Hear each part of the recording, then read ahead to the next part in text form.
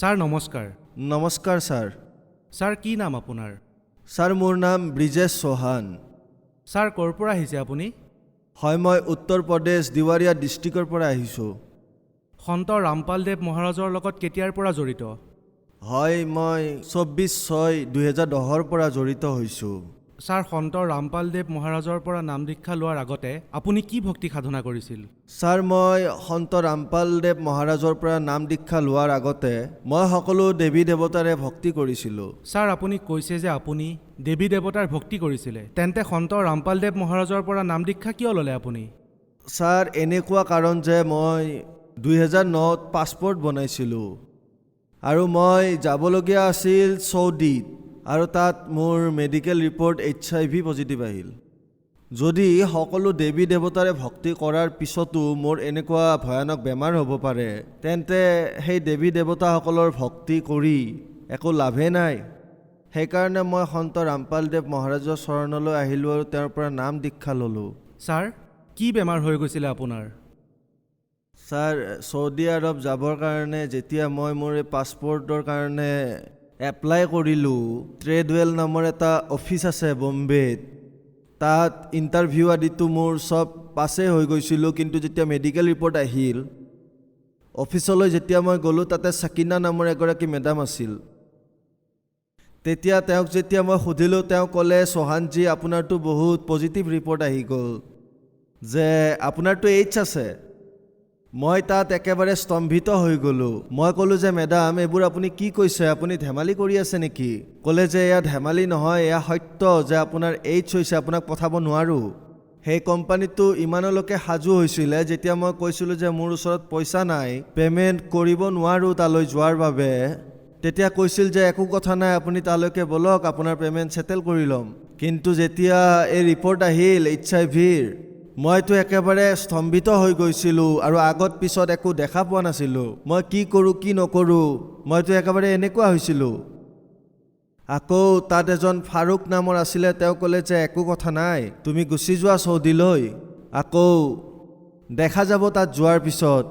সেই যি চাকিনা মেডাম আছিলে অফিচত কাম কৰা, তেওঁ ক'লে যে চৌহানজী আপুনি এনেকুৱা মিছা কথা কৈ নাযাব, আপোনাৰ পইচা তাত একেবাৰে ডুবি যাব, তালৈ নাযাব। মই বোলো ঠিক আছে মেডাম, কিন্তু যেতিয়া তাৰ পৰা মই আকৌ নাচিক আহিলোঁ, 2-4 জেগাত আৰু ৰিপৰ্ট কৰিলোঁ, তেতিয়া সকলো জেগাত মই সেয়াই দেখা পালোঁ, HIV/AIDS-ৰ। সন্ত ৰামপালদেৱ মহাৰাজৰ বিষয়ে কেনেকৈ গম পালে আপুনি? এজন মনোজ নামৰ ভগত আছিলে, তেওঁ মোৰ ওচৰত কাম কৰি আছিল। মই তেওঁক এই কথাখিনি কৈছিলোঁ যে ভাই মনোজ, মোৰতো এনেকুৱা বেমাৰ হৈ গৈছে। তেতিয়া তেওঁ ক'লে, তেওঁ হাঁহিব ধৰিলে আৰু ক'লে যে ভগতজী, দাদা আপোনাৰ ইমান ভয়ানক বেমাৰ হৈ গৈছে? মই ক'লোঁ হয়, মোৰ ওচৰত সকলো ৰিপৰ্ট আছে। ক'লে যে একো কথা নাই, আপুনি বৰবালা আশ্ৰমলৈ ব'লক, তাত ৰামপাল নামৰ এগৰাকী সন্ত আছে, যদি তাৰ পৰা আপুনি নাম দীক্ষা লৈ ভক্তি কৰে তেন্তে আপোনাৰ কল্যাণ হ'ব পাৰে। মই পিছত ক'লোঁ যে ভাই ইয়াৰতো একো ঔষধে নাই, সমগ্ৰ বিশ্বতে একো ঔষধ নাই, মইতো একেবাৰে ভাগি গ'লোঁ, মোৰ সৰু সৰু ল'ৰা ছোৱালী আছে, সিহঁতৰ এতিয়া কি হ'ব?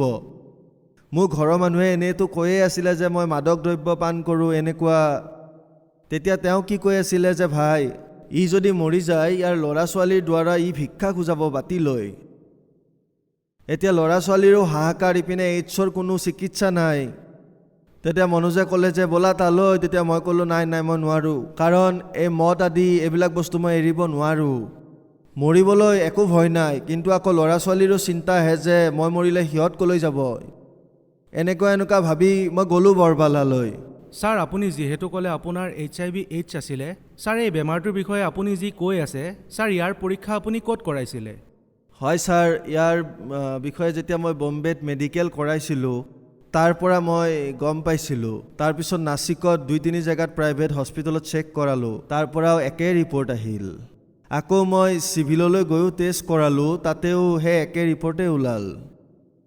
তাৰপিছত মোৰ ঔষধ, চিভিলৰ এয়া ট্ৰিটমেণ্ট আছিল, মই এইবোৰ ঔষধ খাইছিলোঁ। আৰু এতিয়া মই যেতিয়াৰ পৰা সন্ত ৰামপালদেৱৰ পৰা নাম উপদেশ লৈছোঁ, সাধনা কৰোঁতে মোৰ যি এয়া HIV/AIDS আছিল, সেয়া একেবাৰে ঠিক হৈ গৈছে, মোৰ এতিয়া একো অসুবিধা নাই। ছাৰ কি আহিছে ৰিপৰ্টত এবাৰ দেখাব। এয়া মোৰ HIV টেষ্ট আছিলে। HIV-1 আৰু HIV-2 দুয়োটাই নিগেটিভ দেখাইছে। ছাৰ আপোনাক কোনজন ডক্টৰে ক'লে যে আপোনাৰ HIV/AIDS পজিটিভ? এয়া সকলো জেগাতে, বম্বে যি জেগা আছে তাতেও আৰু এই চিভিলতো। কোনখন চিভিল হস্পিটেলত আপুনি দেখুৱাইছিলে? নাছিক চিভিল হস্পিটেলত দেখাইছিলোঁ আৰু এইবিলাক যি তাত ট্ৰিটমেণ্ট হৈছিলে তাৰে বুক হয় এইখন। ছাৰ সাধাৰণতে মানুহৰ যেতিয়া বেমাৰ হয় তেতিয়া মেডিকেললৈ যায় আৰু ডক্টৰৰ ওপৰত নিৰ্ভৰশীল হৈ যায় আৰু নিজৰ স্থায়ী চিকিৎসা কৰায়। কিন্তু যেতিয়া আপোনাৰ ডক্টৰৰ পৰা চিকিৎসা নহ'ল আৰু আপুনি সন্ত ৰামপালদেৱ মহাৰাজৰ শৰণলৈ আহে, গতিকে আপুনি এইটো বুজাবলৈ চেষ্টা কৰক যে সন্ত ৰামপালদেৱ মহাৰাজৰ শৰণলৈ যোৱাৰ পাছত কেনেকৈ আপুনি লাভ পালে, কেনেকৈ সুস্থ হ'ল। তাত যেতিয়া আশ্ৰম গৈ পালোঁ, গুৰুদেৱৰ দৰ্শন কৰিবলৈ গ'লোঁ, তেতিয়া মই গুৰুদেৱক ক'লোঁ, সন্ত ৰামপালদেৱ মহাৰাজক ক'লোঁ যে মোৰ এনেকুৱা বেমাৰ আছে, মই দেখোন ভালেই পোৱা নাই, মই কি কৰোঁ? তেতিয়া সন্ত ৰামপালদেৱে ক'লে যে ভাই, পৰমাত্মাই দয়া কৰিব। যেতিয়া সকলো ৰাস্তা বন্ধ হৈ যায় তেতিয়া পৰমাত্মাইহে দয়া কৰে আৰু এয়া পৰমাত্মাৰে ৰাজসভা হয়। তুমি ভক্তি কৰা, তোমাৰ সকলো ৰোগ আঁতৰি যাব। তেতিয়া সন্ত ৰামপালদেৱে যেতিয়া মোক এই কথাখিনি ক'লে, মোৰ তেতিয়া মনত অলপ শান্তি আহিল। কিন্তু মই শুনি থৈছিলোঁ যে ঈশ্বৰৰ একো চিকিৎসা নাই। তথাপিও মই 1-2 বাৰ অহা যোৱা কৰিলোঁ। এতিয়া যি ৰিপৰ্ট উলিয়াইছোঁ তাত সকলো ক্লিয়াৰ আছে আৰু মই আজি বহুত সুখী। ছাৰ চাওক, আজি বৰ্তমানৰ যি যুগ, এই কথাবোৰত ইমান সহজে বিশ্বাস কৰিব নোৱাৰিব। মানুহে আপোনাৰ কথাত কেনেকৈ বিশ্বাস কৰিব? আপুনি ৰিপৰ্ট দেখুৱালে, আপুনি ডক্টৰৰ নাম ক'লে, মেডিকেলৰ নাম ক'লে, তথাপিও মানুহে ইয়াৰ ওপৰত বিশ্বাস কৰিব নোৱাৰিব যে এজন সন্তৰ পৰা নাম দীক্ষা লোৱাৰ পিছত HIV/AIDS-ৰ দৰে ভয়ানক বেমাৰো ঠিক হ'ব পাৰে। মানুহক আপুনি কেনেকৈ বিশ্বাস দিয়াব? হয় ছাৰ, বিশ্বাস এনেকৈ হ'ব যে যেতিয়া কোনো এজন শেষ পৰ্যায়লৈ আহে তেতিয়া ডক্টৰেও কয় যে এতিয়া ভগৱানেই শেষ ভৰসা, ভগৱানৰ শৰণলৈ যোৱা আৰু ভক্তি কৰা, ভগৱানে যদি কিবা কৰিব পাৰে তেন্তে তেওঁৱেই কৰিব। কাৰণ ডক্টৰেও যেতিয়া উত্তৰ দিয়ে ভগৱানৰ ফালেই পঠিয়ায়। ছাৰ আপোনাৰ ক'ৰবাত নহয় ক'ৰবাত এনেকুৱা লাগে নেকি যে যদি আন সন্তৰ পৰাও নাম দীক্ষা ল'লেহেঁতেন তাতেও আপোনাৰ বেমাৰ ভাল হ'লহেঁতেন? নাই, কাৰণ তেওঁলোকৰ ওচৰত কোনো প্ৰমাণেই নাই আৰু তেওঁলোকে যি সাধনাৰ কথা কয় সেয়া ভুল। আৰু এই যি আমাৰ গুৰু সন্ত ৰামপালদেৱে কয় তাৰ প্ৰতিটো শব্দৰ তেওঁ প্ৰুফ কৰি কয়। সেইকাৰণে সন্ত ৰামপালদেৱ মহাৰাজে যি সাধনাৰ কথা কয় সেয়া 101% সত্য সাধনাৰ কথা কয়। বাকী আন কাৰো ওচৰতে এয়া প্ৰুফ নাই। সেইকাৰণে তেওঁলোকৰ ওচৰত গৈও একো লাভ নাই। ছাৰ, আমি যেতিয়া সন্ত ৰামপালদেৱ মহাৰাজৰ অনুগামীসকলৰ লগত কথা পাতোঁ, তেওঁলোকৰ ইণ্টাৰভিউ লওঁ, সকলো শিষ্যই কিবা নহয় কিবা লাভ নিশ্চয় পাইছে, যিবোৰ শুনি যিকোনো মানুহেই আচৰিত হৈ যায়। যেনেকৈ আপুনি ক'লে আপোনাৰ HIV/AIDS পজিটিভ আছিলে, যেতিয়া আপুনি সন্ত ৰামপালদেৱ মহাৰাজৰ পৰা নাম দীক্ষা ল'লে, আপোনাৰ যি HIV/AIDS আছিলে তাত নিগেটিভ ৰিপৰ্ট আহিল আৰু আজি আপুনি একেবাৰে সুস্থ। ছাৰ, আজি আপোনাৰ পৰা এইটোও জানিব বিচাৰিছোঁ যে সন্ত ৰামপালদেৱ মহাৰাজৰ পৰা নাম দীক্ষা লোৱাৰ পাছত আপোনাৰ আৰু কি কি অভিজ্ঞতা হ'ল? হয় ছাৰ, মোৰতো অনুভৱ বহুত হৈছে। যেতিয়া সন্ত ৰামপালদেৱ আছিলে আশ্ৰমত, তেখেতৰ সৎসংগ চলি আছিল, মই আশ্ৰমলৈ গৈছিলোঁ। হঠাৎ মোৰ পেট ইমান বিষালে যে মই সহ্য কৰিব পৰা নাছিলোঁ। তাত 10 বাৰ উঠোঁ আৰু বাথৰুম যাওঁ, উঠোঁ বহোঁ, মোৰ একেবাৰে ভাল লগা নাছিলে, ইমান বিষ হৈছিল। তাত যেতিয়া মই প্ৰাৰ্থনা কৰিলোঁ, সন্ত ৰামপালদেৱ মহাৰাজে সৎসংগ কৰি আছিল, তাত যেতিয়া মই মনৰ মাজতে প্ৰাৰ্থনা কৰিলোঁ, মই ক'লোঁ যে পৰমাত্মা, আপোনাৰ চৰণলৈ আহিও যদি ইমান দুখী হৈ থাকোঁ, একো লাভ নাই তেন্তে।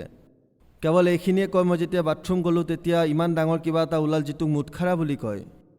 নিজে নিজে কাটি ওলাই পৰিল তাত আৰু মই উঠাই হাতত লৈ দেখিলোঁ, আকৌ থৈ দিলোঁ তাতে। সেয়া লাভ হ'ল মোৰ। বাকী যি বেলেগ কাম ধান্দা আছে সেইবোৰতো বহুত প্ৰফিট হয়। আৰু মই ইমান নাস্তিক আছিলোঁ যে মোৰ আৰু মদ আদি ধৰণৰ এনেকুৱা একো নিচাই বাকী নাছিল যি মই কৰা নাছিলোঁ। আৰু চব কামেই কৰিছিলোঁ মই। ইমান নাস্তিক আছিলোঁ মই, ঘৰৰ পৰা লৈ বাহিৰলৈকে। যাকে নুসুধে কিয়, যি আমাৰ আত্মীয় আছিল তেওঁলোকে ক'ব যে মই ঠিক নহওঁ। কিন্তু সন্ত ৰামপালদেৱ মহাৰাজৰ চৰণলৈ যোৱাৰ পিছত যেতিয়াৰ পৰাই মই নাম উপদেশ লৈছোঁ তেতিয়াৰ পৰাই মই কোনো নিচা নাই। ছাৰ, এতিয়া আপুনি কি কি নিচা কৰে? কি কি বস্তুৰ আসক্ত আপুনি? এতিয়াতো মোৰ একো নিচা নাই, এতিয়া মোৰ কেৱল এটাই নিচা আছে, সন্ত ৰামপালদেৱ মহাৰাজে কোৱা যি সাধনা সেয়াই নিচা, আন একোৰেই নিচা নাই।